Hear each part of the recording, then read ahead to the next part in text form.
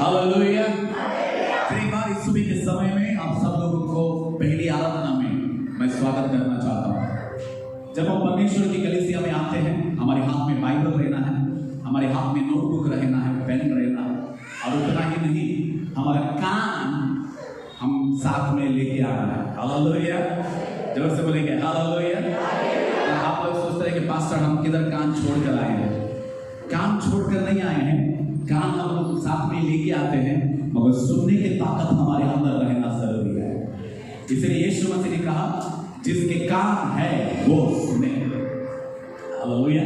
जिसके कान है वो सुने। इसका मतलब सामने वालों के पास क्या कान नहीं था? कान था। सामने वालों के पास कान था, मगर उनके पास सुनने का ताकत नहीं था। क्या नहीं था?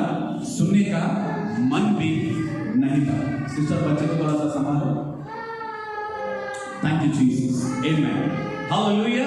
हमारे पास आधा घंटा है और हम लोग परमेश्वर के वचन को ध्यान करने के लिए जा रहे हैं। तैयार है परमेश्वर के वचन को देखने के लिए? जिस तरह हम लोग कुछ संडे से यहोशुआ की किताब को हम लोग ध्यान कर रहे हैं, आइए बाइबल को खोले। यहोशुआ की किताब पहला अध्याय। मैं विश्वास करता हूं ये हफ्ता आपने अपना बाइबल को खोला और पढ़ा।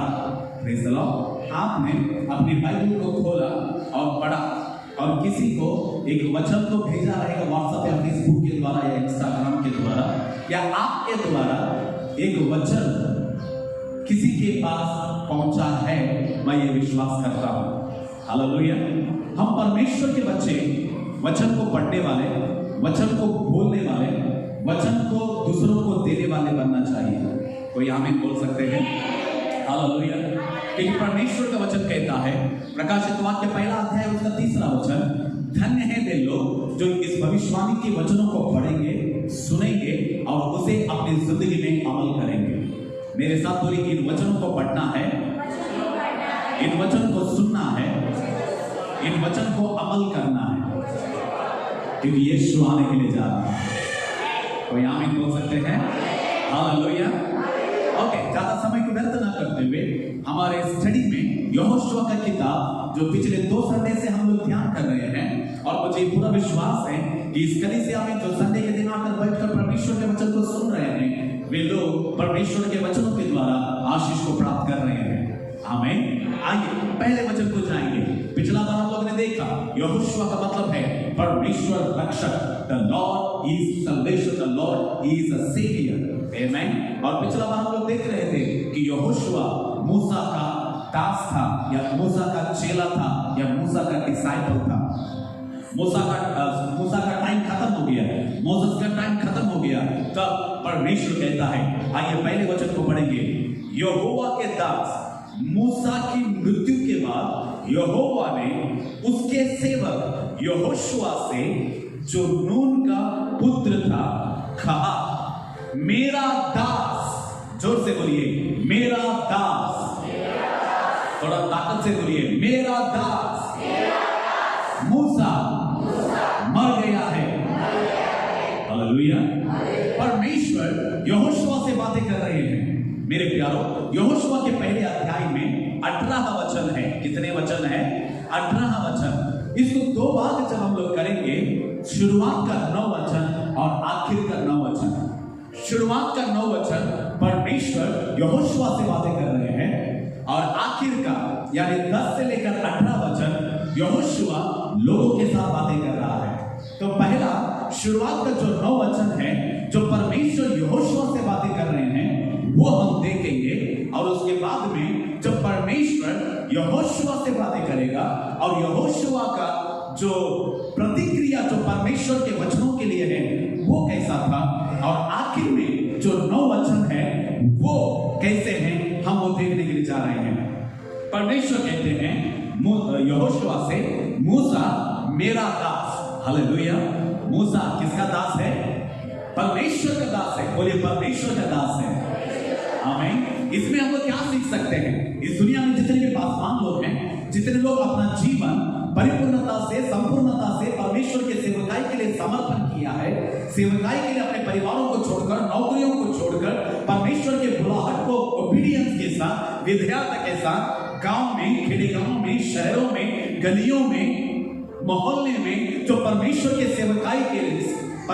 सेवकाई के लिए उनका परिवार, उनका जीवन जिन्होंने समर्पण किया है, वे लोग इंसान के दास नहीं, मगर वे लोग परमेश्वर के दास कहलाते हैं। हालेलुया। ये बहुत गलत फहमी है आज कई विश्वासियों के लिए कि वो लोग कहते हैं कि वो हमारा दास है। Who says that the pastors, our leaders, our evangelists are your servants? No, they are not your servants. They are God's servants. Hallelujah. Paswan रहने दो, evangelist रहने दो, apostles रहने दो, जो लोग भी सेवकाई कर रहे हैं, अपने जीवनों को, अपने परिवारों को परमेश्वर की सेवकाई के लिए समर्पण किया है, वे लोग इंसानों के दास नहीं हैं, वे लोग परमेश्वर के दास हैं। और परमेश्वर वो महान परमेश्वर है जिसने इस कायनात को बनाया है, वो परमेश्वर जिसने लाल समुद्र को दो भाग कर दिया है, वो परमेश्वर जिसने आपको और मुझे बनाया है, वो परमेश्वर जो मुर्दों को जिंदा किया है, उस परमेश्वर के दास हैं आज के जो सेवक लोग कहलाते हैं। हालेलुया। तो आप और मैं कितने इज्जत से, कितने मर्यादा से, कितने रिस्पेक्ट से आज हमें पासवानों को, सेवकों को देखना जरूरी है, क्योंकि परमेश्वर खुद कहता है कि वो मेरा दास है। Hallelujah. They are my servant। Hallelujah. जी हाँ मेरे प्यारो, आज परमेश्वर के सेवक लोग जो हैं वो परमेश्वर के दास लोग हैं, वो परमेश्वर के हैं। वो किसी मिनिस्टर के दास नहीं, वो किसी सरकार के दास नहीं, ना ही वो तेरे दास हैं, वे परमेश्वर के दास हैं। इस बात के लिए आमीन थोड़ा जोर से आना चाहिए। हालेलुया। जोर से बोलेंगे हालेलुया। और जब परमेश्वर के जो सेवकाई कर रहे हैं, जो अपना जीवन सेवकाई के लिए समर्पण किया है, अगर वे लोग परमेश्वर के दास हैं, तो परमेश्वर उनके पक्ष में कितना धमाकेदार से खड़े रहेंगे और उन्हें कितना अद्भुत रीति से परमेश्वर अपनी सेवकाई में इस्तेमाल करेगा। ये जानना जरूरी है कि जो सेवा कर रहे हैं वे लोग परमेश्वर के दास हैं। हालेलुया। हालेलुया।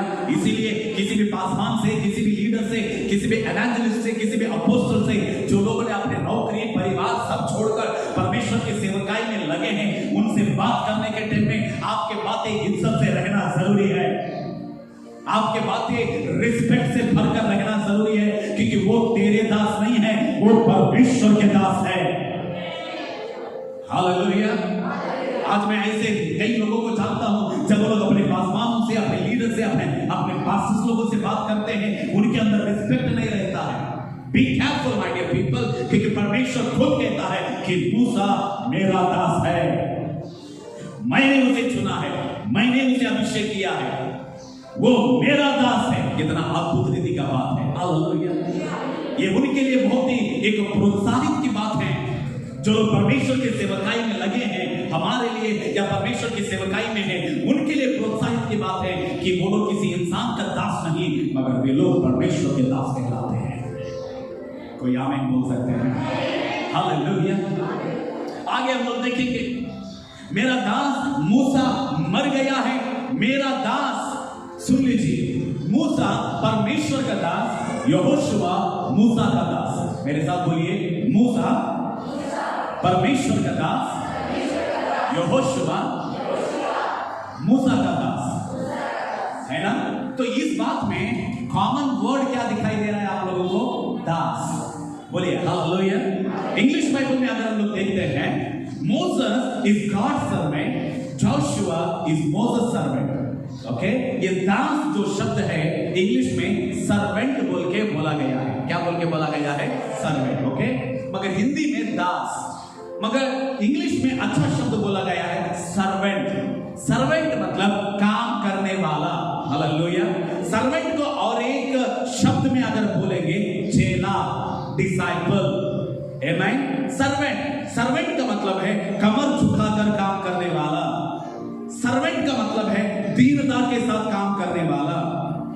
सर्वेंट का मतलब है हमेशा काम करने के लिए तत्पर रहने वाला। हालेलुया। कोई आमीन बोल सकते हैं? आमीन। मूसा परमेश्वर का दास और यहोशुआ मूसा का दास। इसका मतलब है अगर आप और मैं परमेश्वर के द्वारा इस्तेमाल अगर किया जाना है, अगर आप चाहते हैं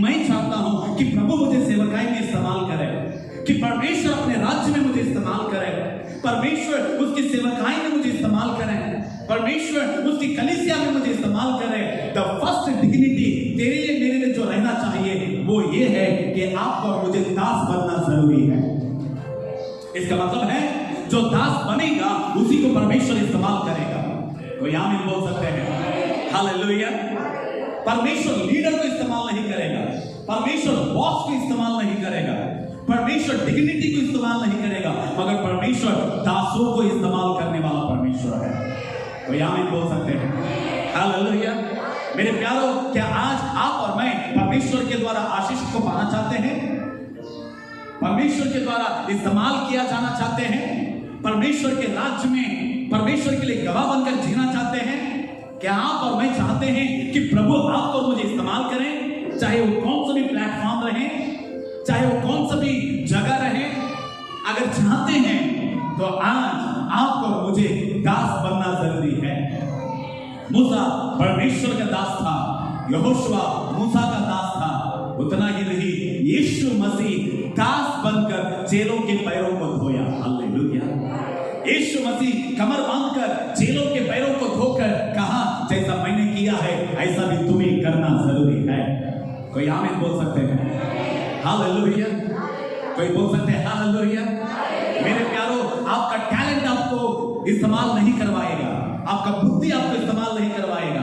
हो सकता है कि आपके अंदर कितना भी टैलेंट रहे, गाने का टैलेंट, बजाने का टैलेंट, बोलने का talent, whatever talents today you have, no matter, but if you want to use by the living God, you should be a servant in the kingdom of God. कोई आमीन बोल सकते हैं? अगर आप परमेश्वर के द्वारा इस्तेमाल किया जाना है, आमीन। अगर आप चाहते हैं कि परमेश्वर आपको अपने हाथों में लेकर उसकी महिमा के लिए खड़ा करना है, तो दास बनने के लिए कोशिश करो।